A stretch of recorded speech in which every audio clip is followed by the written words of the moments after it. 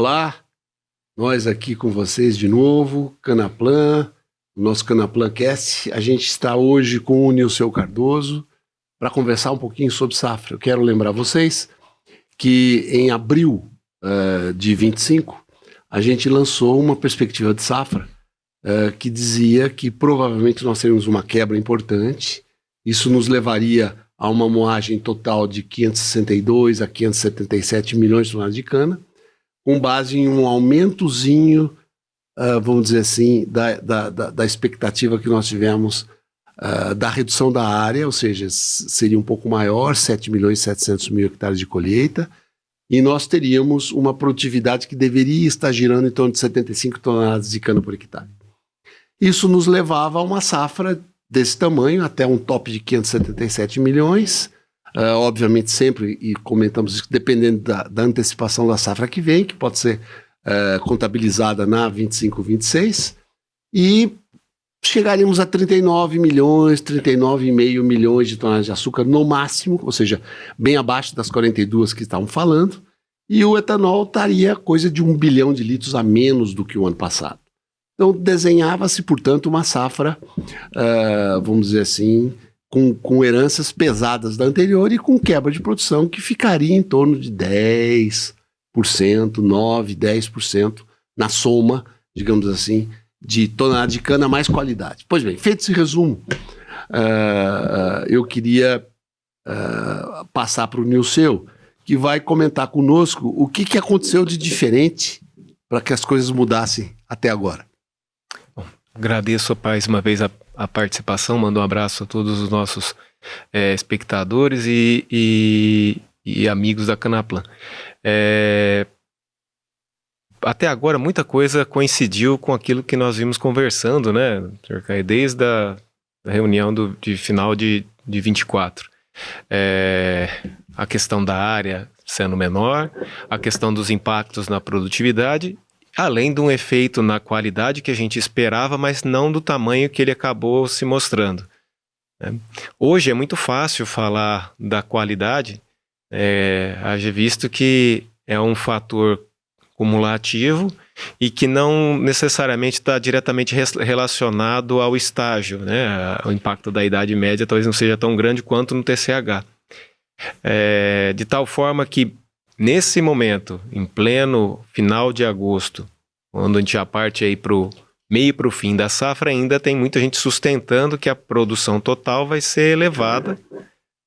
Pensando no quê? Pensando no TCH, né? Como eu disse, tem esse impacto talvez, eu desloquei um pouco a colheita da cana de 18 meses para frente, e isso pode me favorecer, eu tenho uma produtividade, uma quebra um pouco menor à frente, ou a questão climática, choveu em abril, em maio, até em junho em alguns locais, e também da incerteza da área, né? Então isso acaba jogando a favor de quem quer tumultuar os números.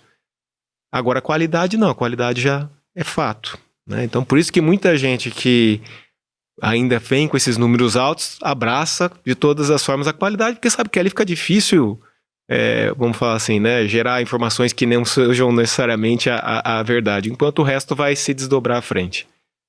Acho que essa é a grande questão.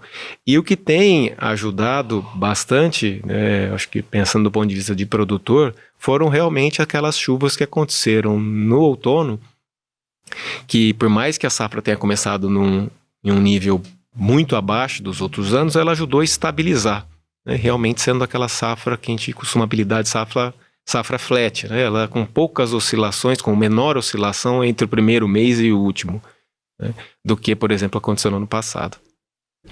Isso é interessante, o Nilceu citou uma coisa que eu queria aproveitar um pouco para falar, Nilceu. O conceito flat, que a gente chama, ou seja, uma safra que todo ano a gente tem uma tendência no começo da safra, enquanto ainda tem um pouco de chuva, a gente vai chegando em maio, ainda a produtividade sobe, aí ela cai em diferentes ângulos, dependendo da seca que tiver, etc. Esse ano, a gente teve uma outra chuva, como ele comentou, que acaba, vamos dizer, hidratando a cana e ela perde menos peso. E aí a tendência dela ter um ângulo de queda, acontece a queda, mas um ângulo mais calmo, né? Então a gente estaria agora falando de condição ambiental, que esse tem sido um ponto importante, Nilceu, que a gente teve tantos comentários que ia acontecer isso, ia acontecer aquilo, no fim acaba não acontecendo, ou muito menor, acontecendo menos. E a gente tem uma perspectiva aí de um setembro, digamos assim, boca de primavera, ainda que pode ser seco. E talvez depois, enfim, a gente tenha a volta das chuvas. Mas, de qualquer modo, a dúvida que ainda está no ar é: entramos no Laninha, no El Ninho, mas choveu tanto assim mais, e começamos a falar, Nilceu, por que esse ano a gente está com um nível digamos, de ATR acumulado, que é um dado relevante que eu estou olhando aqui, de quase 5% a menos, 5% a menos de qualidade. Quer dizer, que quando você soma com a produtividade, com a produção de cana, moagem de cana, a moagem de cana está menor em 7%, nós estamos com 11,5% menor até agora. E aí a gente sabe que daqui para frente o clima é essencial. Comenta um pouco dessas condições ambientais. Bom, sempre é um desafio a questão de qualquer estimativa, qualquer previsão, e a previsão climática é um desafio maior ainda, né? É um sistema dinâmico, enfim, que a todo momento sofre muitas variações. Se a gente voltasse no tempo, lá para fevereiro desse ano, as previsões eram que a gente não teria chuva no começo do outono, o outono já seria seco e com altas temperaturas. A aposta nossa, né, nas reuniões da Canaplan é que seria, diante das incertezas dos modelos climáticos oficiais, é que poderia ser um ano muito parecido com o 17, onde havia um veranico em fevereiro e março, mas tinham chuvas essenciais no outono que ajudavam a manutenção dessa vamos dizer assim, dessa umidade dos comos.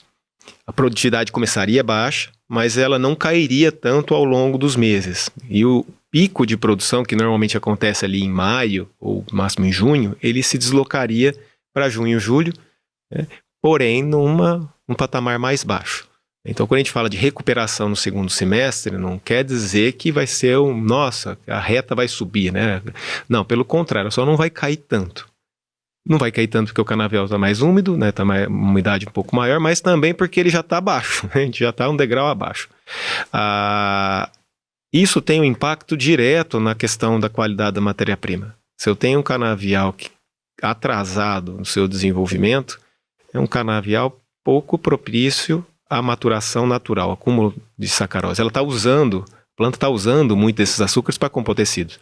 E se eu não tenho a pressão ambiental adequada, que seria a seca desde o final de março, pelo contrário, eu tenho umidade, essa planta vai simplesmente deslocar o crescimento dela para frente. É o que a gente viu, ela foi ganhando biomassa, por mais que possam questionar, mas no outono não tem tanto, o fotoperíodo é mais curto, temperatura é mais baixa.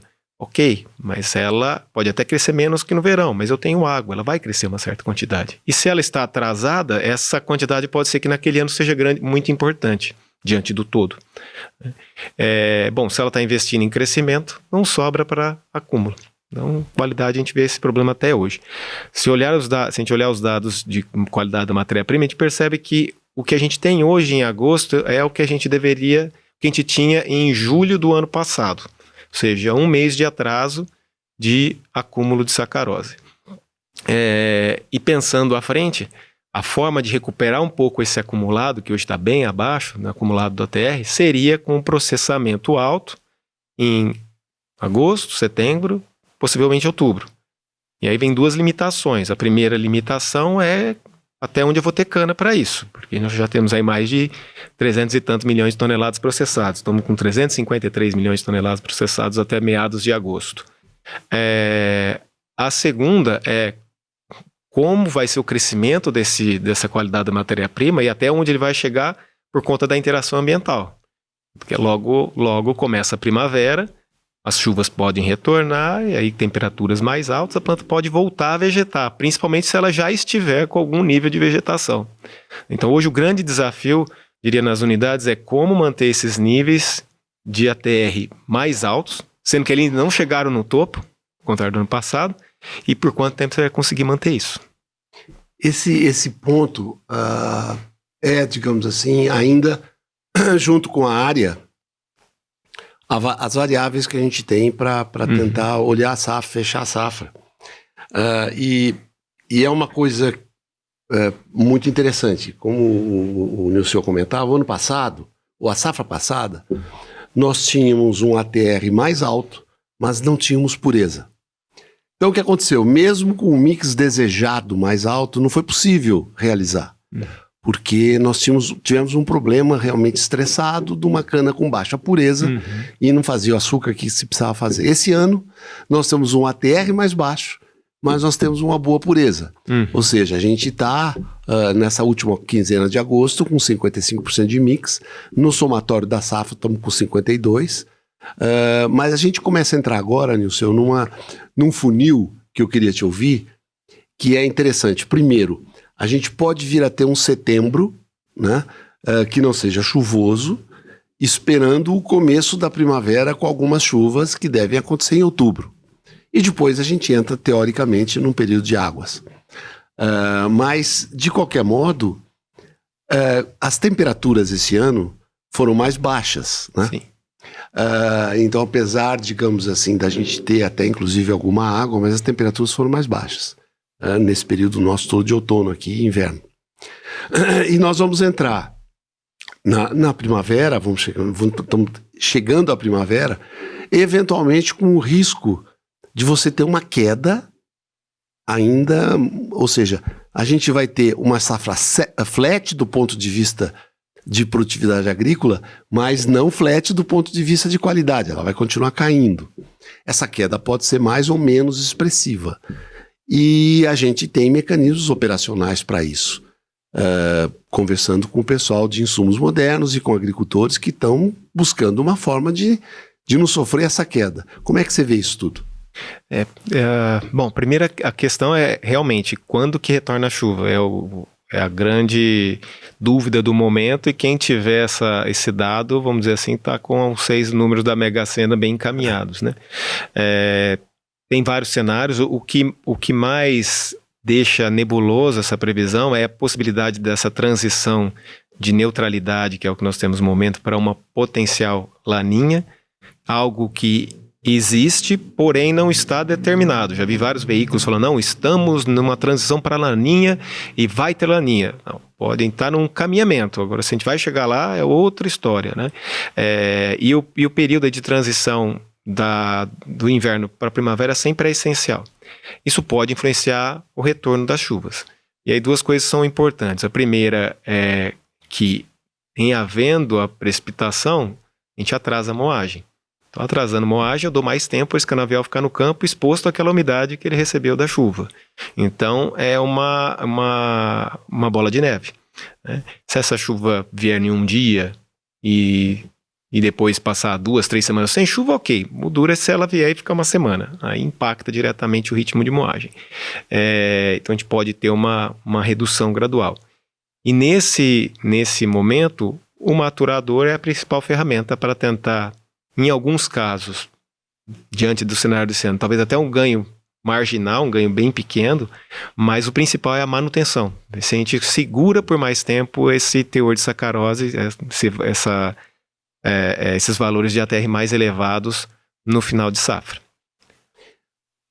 Um dado que para mim está muito expressivo do nosso acompanhamento da safra, Nilson, é que quando você olha os intervalos de produção agrícola, a gente percebe que, diferentemente da safra passada, o peso mais relevante está no intervalo de produtividades mais baixas. E as mais altas, o ano passado, estava muito maior do que esse ano. Então, quando a gente fala de uma quebra de produção de 7%, que alguns acham um número alto, ele pode até ser um número pequeno. Nós sabemos de regiões que estão com quebras muito maiores até agora. Nós estamos considerando que, digamos assim, em condições normais, a gente começa a entrar com alguma chuva, vamos dizer assim, nesse final de outono, começando primavera, o que dá uma certa sustentação para que a queda não seja tão forte, mas pode eventualmente não acontecer. A gente nunca sabe. Então, a gente está achando que aquilo que nós tínhamos planejado em abril, de uma banda mínimo e máximo, continua forte, porque a mínima ainda pode acontecer, caso, de repente, a gente fica fixado, que não vai chover, não é assim, né? Não se sabe se vai chover. E a qualidade da cana passa a ser alguma coisa muito expressiva no bolso do produtor de cana, né? Esse é um sentido que eu queria te ouvir, porque se tem um investimento bom e importante para fazer agora, são de duas alternativas, e esse é o ponto que eu queria te ouvir. Primeiro, lembrança para todos que estavam conosco. Primeiro, nós tivemos um plantio forte esse ano. Tivemos uma renovação importante o ano passado, um plantio forte esse ano. E tudo indica que vai acontecer de novo, até porque o canavial envelheceu. Mesmo com plantio forte, o canavial deu uma envelhecida em relação ao ano anterior. Isso acontecendo, a gente tem um desenho de área que se repete, e a gente começando a pensar na safra que vem, você imagina que a herança da 25-26 para 26 que virá é uma herança muito melhor do que aquela que ele recebeu da 24-25. Então, nesse sentido, as expectativas são melhores. Sim. Agora a questão é se no meio do caminho não pode acontecer algo, tanto do ponto de vista climático, que possa prejudicar essa retomada, né, dos canaviais, e digo do setor, da produção do setor como um todo. Porém, tem alguns fatores que a gente tem que considerar. Primeiro é que boa parte dos canaviais, foi uma parcela significativa dos canaviais problema, vamos dizer assim, foram reformados nessa, né, como o senhor comentou, do final de 24, plantio em 25 para ser colhido em 25, 26. Mas ainda tem uma quantidade significativa no campo e que deve ser reformada também entre 25 para ser plantada em 26. Então o ano que vem também não é um ano de excedentes de área, né? O grande aumento de área a gente provavelmente vai observar ali em 27 e 28. O outro fator é quando que essa cana vai ser colhida. O que me preocupa nesse momento é, diante dessa perspectiva, houve mais plantio, o outono foi melhor, os plantios estão bonitos, a brotação está melhor do que a do ano passado. O pessoal esqueça que aconteceram geadas que danificaram as soqueiras. Agora em agosto a gente teve uma semana com 3 a 4 eventos de geada. Tudo bem, não foram aqueles picos tão drásticos como em 21, porém atingiu muita soqueira e acabou que quase ninguém falou nada sobre isso, então, mas é um impacto. Mas o principal mesmo é de começar cedo a safra que vem, né, começar em fevereiro ou em março, e coincidir de pegar um ano muito seco e a gente ter uma moagem que atrapalhe o desenvolvimento da seguinte, né? Vai inflar a atual, ou talvez alguém venha aqui e fale, você está vendo, o pessoal da Canaplan falou que ia processar 560, 570 e deu 580 até 590, sei lá, né? Mas esquecendo do que aconteceu até dezembro, né? Esquecendo que fevereiro e março muitas vezes é um roubo da safra seguinte. Isso é muito importante de você lembrar, porque você tem razão, a gente ouviu muito pouco comentário sobre geada. Recebi fotos de todo lado, de todo lugar com geadas esse ano. E quando a gente fala de geadas, né, esse ano, a gente está falando, infelizmente, que a geada chega no momento que você tinha muita suqueirinha novinha, que de alguma forma com a geada, isso não significa que ela não rebrote, não inicie o processo, mas ela perdeu toda a energia de um processo até então, fica mais lento, e a gente de novo vai estar falando ano que vem de uma cana atrasada, né? E de novo a gente vai estar sofrendo esse tipo de pressão. Mas de qualquer modo, vamos dizer, por sorte a geada acabou sendo mais mansa, de tal forma que não matou ponteiro, então não trouxe uma pressão enorme de qualidade que poderia ter trazido. Parece que, como a gente já está entrando em setembro, esse risco esse ano passou, e o que a gente agora começa a torcer é para que tenha chuva, né? A gente torce pela chuva, obviamente pela formação do canavial do ano que vem, que é fundamental que aconteça, mas ao mesmo tempo pressupõe uma perda de qualidade, né? E aí eu não sei, eu queria te ouvir do que você está sentindo dos produtores. Com alguns que eu converso estão se preparando para fazer, digamos assim, um esforço para tentar segurar a qualidade da cana, não é para melhorar, mas para segurar a perda, né? E eu me lembro dos experimentos todos que fizeram, eu queria te ouvir, porque do ponto de vista fisiológico a cana tem essa característica, quer dizer, ela permite que você interfere no processo agora e dê uma segurada ainda um certo tempo, né? Isso é desde a época de Gilberto Milrazzi, com Polaris no Nordeste, na década de 70, que a gente tem esses resultados. Mas queria te ouvir sobre isso. Esse momento de final de safra, ele é importante porque a gente tem que ficar com um olho no gato e o outro no peixe, né? Primeiro, a grande preocupação é terminar a safra atual. Eu acho que até isso gerou um certo desvio nessa questão da geada, porque quando aconteceu o primeiro evento de geada lá no dia 24 e 25 de junho desse ano, ela atingiu muita cana que seria colhida nessa safra, né? Ou a expectativa era do impacto nessa safra. Aí houve um burburinho muito maior do que essa de agosto que eu comentei, que atingiu as safras que vem. Então, a primeira coisa, acho que o pessoal tá, vamos resolver esse assunto aqui, depois eu penso no outro, né?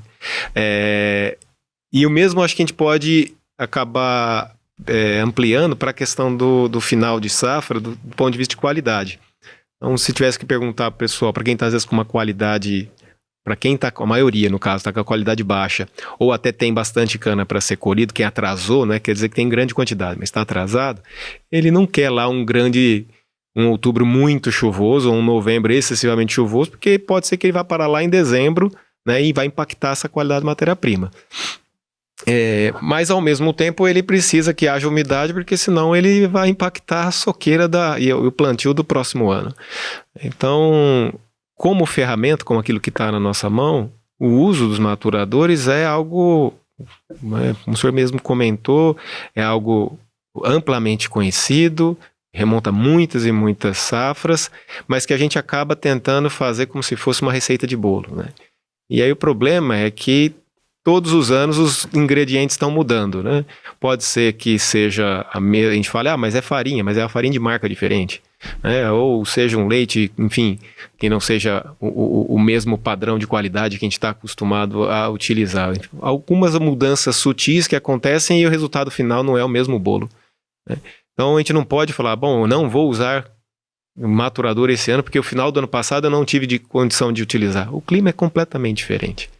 E até nesse sentido, a questão do mix que eu tinha comentado, eu acabei esquecendo de falar naquela oportunidade, o pessoal age como se o mix fosse algo determinado só pela fábrica, né? Então a fábrica aumentou, as usinas aumentaram sua capacidade de produção de açúcar, mas esquece que o mix ele também é determinado pela qualidade da matéria-prima.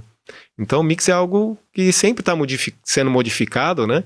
Em função de algo vivo, que é a planta.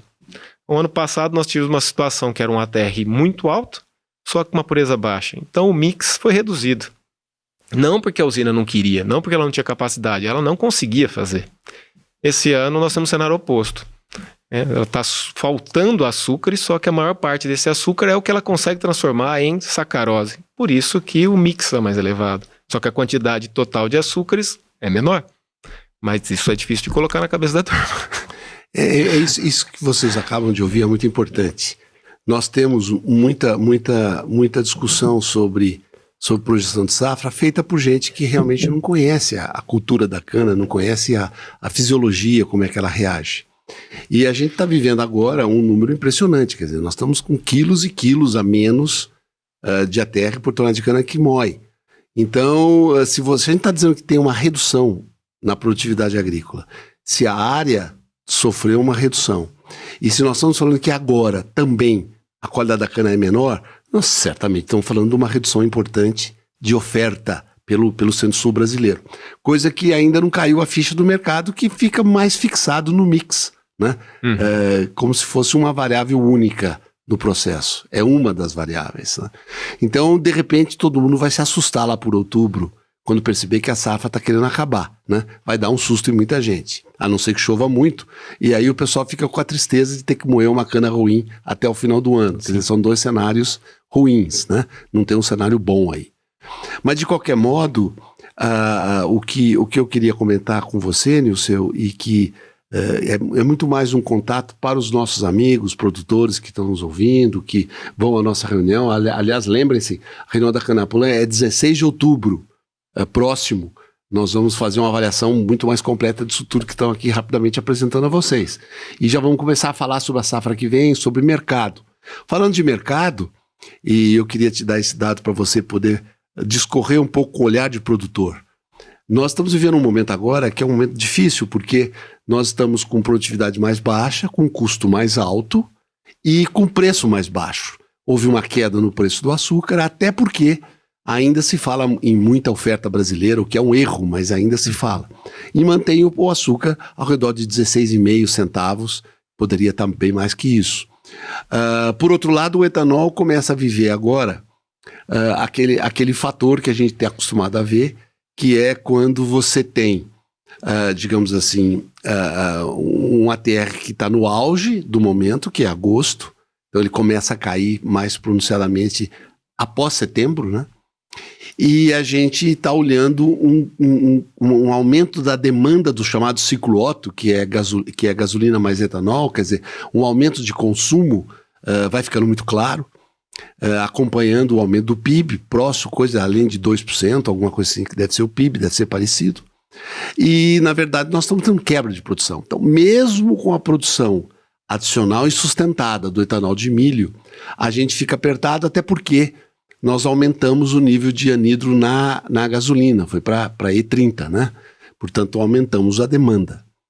Então, a gente, de repente, vai entrar numa fase em que, por exemplo, o etanol deve ter uma recuperação de preço e o açúcar, quando o mundo perceber que o Brasil não é isso que se falava, também deve ter recuperação de preço. Aí o produtor vai ficar naquela situação de vendo o preço subir, a cana de baixa qualidade e perdendo peso e, obviamente, não dando a resposta que poderia dar. Qual que é a recomendação, Nilson? A recomendação nesse caso é complicado, porque nós temos o lado técnico bem definido, a questão do uso maturador, que não é claro, não é uma tecnologia simples de usar, porque está diretamente relacionado com a condição da planta interagindo com o ambiente, e também, como você comentou, pode ser que desande a chover e simplesmente eu não consiga colher, esteja tudo certinho, mas ela fique mais tempo no campo do que eu imaginava. Mas eu acho que mais difícil do que aquilo que a gente tem dentro de campo é resolver o que vem de fora, né? Então essas expectativas muito exacerbadas foram algo que me incomodou bastante esse ano, porque com raras exceções nas usinas, a grande maioria falando de quebra, e não só falando, né? Porque o pessoal pode falar assim, estava falando de quebra porque estavam escondendo o jogo, não, mostrando a quebra, só não viu quem não quis ver, né? O canavial tinha falhas, o canavial tinha menos densidade, tinha menos desenvolvimento, ele era um canavial visivelmente menor para o período, e tinha algo que a gente também não observou, mas que muita gente começou a mostrar números depois, tinha menos perfilhos por metro, mesmo onde não tinha falha. Então é um canavial que falhou nos fundamentos essenciais de produção. Então, realmente, me surpreende muito, acredito que agora, setembro e outubro, vão ser os 2 meses críticos para derrubar esse mito da produção, e fico bem curioso do que vai acontecer, né, em termos de preço. Como que vai poder, se vai ter tempo para alguma reação nesse preço para essa safra? Isso é importante, porque, gente, só para dar uns números para vocês, até 1º de agosto aí, no acumulado, uma região como de Ribeirão Preto vem com 25% de quebra no final, ou seja, toneladas totais de açúcares por hectare, sobre a safra passada. Ribeirão Preto, quer dizer, 1/4 a menos, né? Se você olha a região Centro-Sul, com 12% a menos, né? Mas tem regiões como, por exemplo, a região de Assis, que está com 4% acima. Uhum. Então é uma variabilidade enorme. Você tem Catanduva com 19% a menos, né? Então, uma variação enorme. Nós temos algumas surpresas, como Mato Grosso, com produtividade acima do ano passado, e com uma produtividade que hoje lidera o Centro-Sul até agora. Uhum. Portanto, é muito interessante ver como é que a gente está evoluindo em áreas não tão conhecidas para a cana. É um atestado importante para a gente. Mas isso tudo, quer dizer, a soma desses dados que você se refere, nos traz vamos dizer, uma expectativa de realmente a gente ver alguma recuperação de preço agora sim. Claro que o tempo que isso vai acontecer vai depender de cair a ficha nos ambientes mais financeiros ou de mercado. Mas, de qualquer modo, a gente acompanha, Nilceu, e você está vendo a Índia tendo um aumento de produção, mas não passa de 32 milhões, quem já fez 36, que ela já fez, é 32, sendo que se fala que o volume, digamos assim, de açúcar que vai ser transformado em etanol é forte esse ano. Mesmo com a produção de etanol de grãos, eles vão tirar uma parte do açúcar para isso, para fazer etanol. Há uma certa reclamação interna do governo da Índia que os preços do etanol tinham que ser melhores, pode até de repente dar uma melhorada, porque interessa para a Índia reduzir não só emissão de carbono, mas principalmente poluição, que eles têm uma poluição muito forte lá. O mesmo acontece com Tailândia, o aumento não é tão forte e a União Europeia cai a produção, né? Então, quando você analisa isso tudo, está na dependência do Brasil. E Brasil agora, nós estamos em pleno agosto, quando começa o processo de preparo de solo para os plantios e de expectativa de renovação. Então, Nilceu, a gente está vivendo uma safra diferente. É interessante observar que a gente continua mantendo a nossa visão da safra, o que me deixa orgulhoso. A gente tá batendo direito na bola, mas de qualquer modo traz para a gente essa cara da volatilidade do nosso Brasil canavieiro. Só para dar uma ideia para vocês, a quebra de produção esse ano equivaleria a como se não tivesse Alagoas ou Pernambuco no Brasil, né? Que são regiões canavieiras muito conhecidas, antiquíssimas e quer dizer, é como se não tivesse uma Austrália, uma redução de uma Austrália até agora, né, do mundo açucareiro. Esses comentários já seriam suficientes anos atrás a dar um aumento muito grande no mercado. Mas não acontece por uma série de novas realidades que nós temos e porque, de fato, às vezes os dados não aparecem tão claramente, mas vão aparecer. Então, eu quero dizer a vocês que, olha, não esqueçam, 16 de outubro a gente vai debater isso num detalhe muito forte para deixá-lo, aqueles que forem lá, mais convencidos do que essa nossa conversa aqui, né, Nilceu? Não, com certeza. Porque vai ser a grande oportunidade. Até lá, acredito que realmente as posições vão estar completamente estabelecidas. Só às vezes ficava com dúvida dos números comentados na primeira reunião. Até agora ainda tem muita gente, né, achando que vai ter canavial saindo aí do bolso, o pessoal escondeu essa cana, que uma hora ela vai acabar aparecendo, e acredito que nesse momento vai ser crucial para a gente poder, enfim, passar a limpo tudo que aconteceu nessa safra. Enfim, esse era o nosso podcast de hoje, que a gente leva para vocês curtirem isso e nos ouvirem e mandarem comentários. E eu queria, obviamente, voltar a dizer a vocês, essa safra mostrou uma opção de coisas para nós. Uma safra muito difícil e a quebra é grande, mas a quebra só não é maior porque o pessoal vem investindo realmente, você percebe. Muitas, inclusive, unidades, Nilceu, que eu tenho visitado, fazendo replantios, fazendo correção de falhas, o que é fundamental, porque senão cada vez mais a renovação no canavial fica maior e os custos aumentam, né? Até do ponto de vista das margens que a gente consegue. Mas eu queria pedir para o Nilceu os últimos comentários seus, por favor, Nilceu. Acho que a grande questão agora, pensando na safra 25-26, é realmente manter o foco na qualidade. Não é mais um momento de pensar em ganhos de produtividade. Realmente agora é tentar ganhar, mesmo que seja 1 quilo ou 2 de ATR, já vai fazer uma grande diferença para o ponderado, e principalmente tentar manter isso pelo maior tempo possível. E pensando na próxima safra, logo as chuvas retornam, aí é a hora de potencializar esse desenvolvimento, né? Cada dia é essencial para quem está correndo atrás de uma recuperação na produtividade, e tomar cuidado para não errar a mão na estratégia de colheita da próxima safra. Gente, é isso. Foi muito agradável conversar com o Nilceu aqui hoje e dizer a vocês que A gente está vivendo um momento muito difícil, não podemos deixar de dizer isso. Eu queria encerrar comentando o momento geopolítico que nós estamos vivendo. A gente está falando aqui de janelas de oportunidades. Então, onde o senhor está falando, gente, olha, não erra a mão na colheita, não erra a mão no momento de usar um maturador, acerta isso, não esquece daquilo. A gente, com a agricultura, a gente fala de janelas operacionais. O Brasil perdeu janela de negociação. E a gente está vivendo um problema grave com os Estados Unidos, que na minha vida profissional eu não me lembro de nada parecido. Portanto, eu estou chegando agora de uma viagem para Alagoas e lá percebi, e discutindo com os produtores, 20% das exportações de Alagoas são para o mercado preferencial americano, que com 50% de tarifa literalmente está perdido. Esses 20% não só reduzem margem, porque os preços são melhores, como ainda fazem esse açúcar ficando no mercado, baixando o preço ou procurando um mercado externo, porque naturalmente vai para os Estados Unidos de alguma outra região.